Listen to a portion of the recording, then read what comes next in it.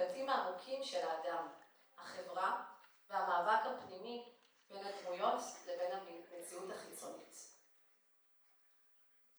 בימים כל כך לא פשוטים, אנחנו מודות על הזכות לעסוק באמנות, על האפשרות לעוף למעלה כדי להביט מזווית אחרת על החיים, על החברה שלנו, על הנפש שלנו, על החלומות ועל השאלות הגדולות. התיאטרון מעניק לנו את המתנה לשחק עם החיים, לשבש אותם קצת, כדי בסוף לחזור עליהם אולי מעט יותר טובים.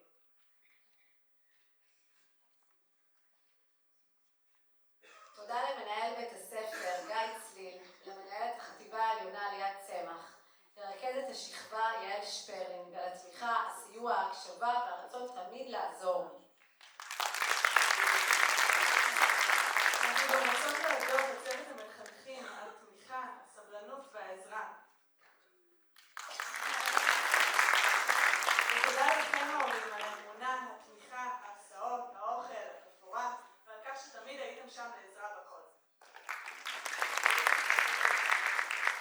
תודה לצחי יחזקאל, משה קדוש ואלכס גרדי, שקצת סבלו אותנו לאורך החודשים האחרונים. בקשות, מפתחות, צביעות, סחיבות ומה לא, מבטיחות להשתפר בשנה הבאה. תודה לקיריל, דורון ואביב משומעים חזק על ההגברה והתאורה שאתם תראו כאן. תודה על הסבלנות, המקצועיות והעזרה. תודה לדודיק פרץ, מנהל האולם, שהיה פה בשעות לא שעות ועזר באמת בהכל.